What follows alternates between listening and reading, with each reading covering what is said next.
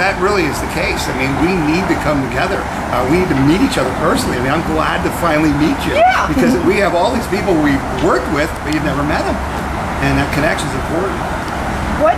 What prompted We the People convention? It wasn't my idea. It actually came from at least the two people I'm most familiar with are Nancy Channel from Canal Winchester and John McAvoy from up in the Toledo area. Back in like November after the election, they said, geez, you know, could we do a convention? Would it be a good idea? And there was a meeting in Canal Winchester with the Ohio Liberty Council kind of sponsored part of it. There were 154 leaders there. And the discussion was, could we have a convention? And can we actually do it? And should we? They appointed a committee to investigate that. And so from November to December, I was appointed to that committee, and I eventually became the chair of that committee, and we investigated.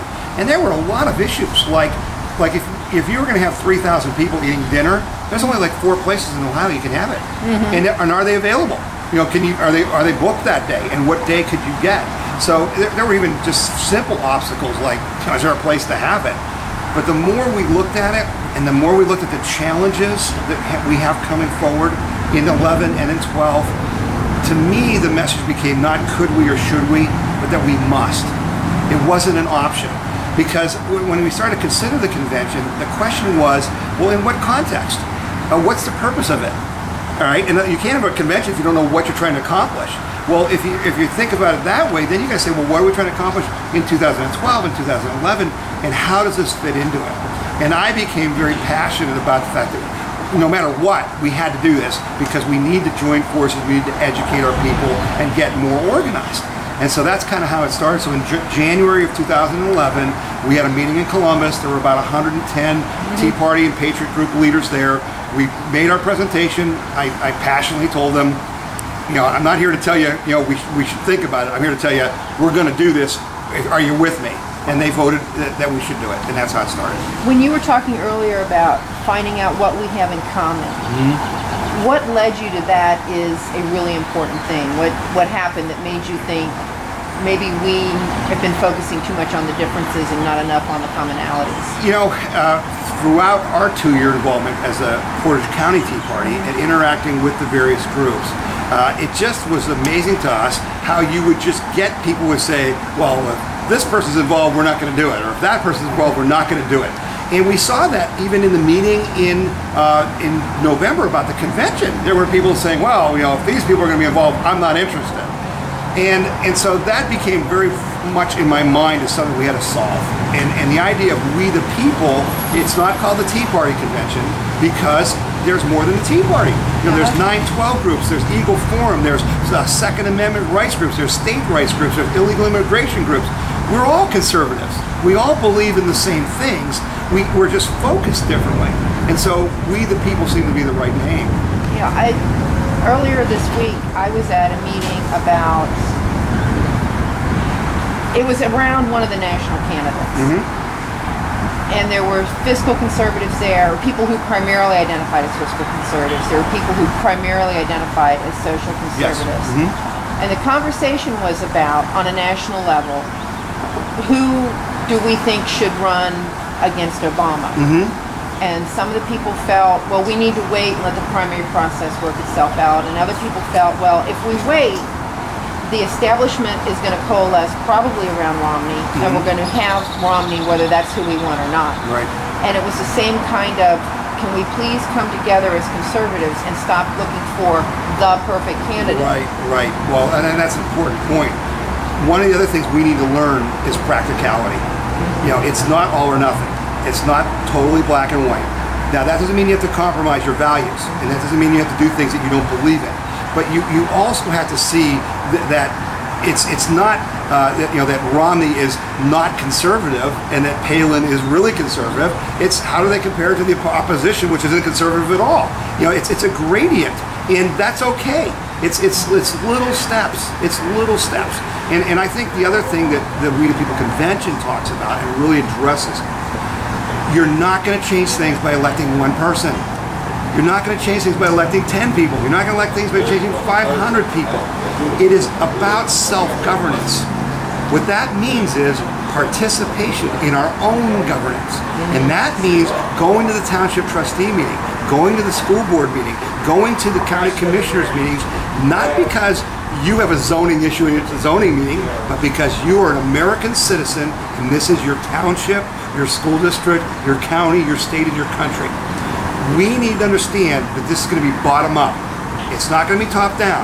And so when people say to me that our movement, the Patriot movement, is a political movement, they're completely wrong.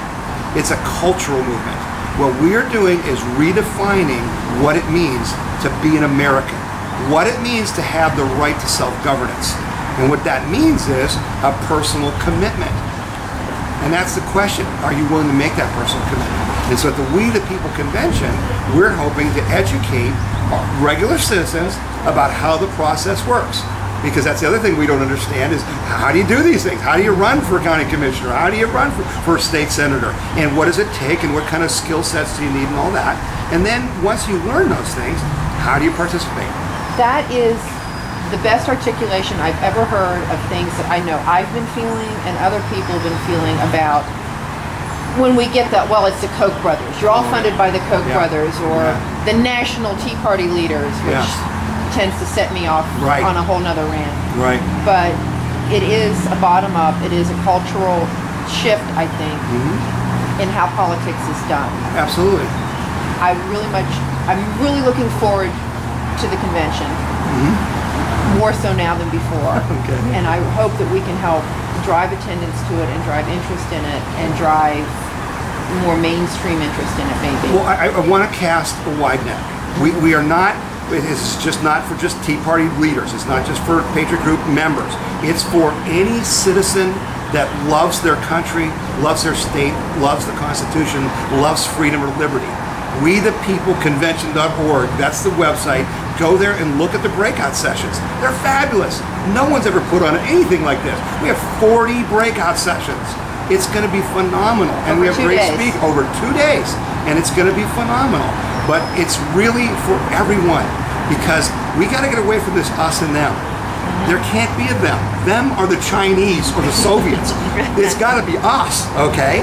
And it's only going to be us when we participate and elect people like us to these offices, because the township trustee, the school board, the county commissioner is the farm team for the Ohio House, Ohio Senate, and governor, which is the farm team for the federal, Congress and the Senate and the president. That's how it works. People say, can we win? Can we overcome this? Can we change our government? I say, how can we lose? We can't lose. Well, you know how you eat an elephant? One bite at a time. You bet. Are you going to do this next year, or are you? Absolutely. This is an annual convention, and we're committed. We need to read the Constitution, read the Founding Fathers. They were all about vibrant discussion and debate and getting together, and that's what we haven't done. We've conceded our self-governance. We've said, well, yeah, we can be self-governing, but I'll just vote for you and I won't talk to you for 4 years, and then I'll come back and vote again. Well, if you own rental property, okay, and you rented it to somebody and never went to look at the house for 4 years, how do you think that house would look after 4 years? That's what's happening to our house. And that's the message we need to get to our people, is you need to be the stewards of liberty and democracy. And so if you're participating and you're electing people like us, there is no us and them. There's only us. Thank you for your time. I really appreciate it. Thank you. Really appreciate it too.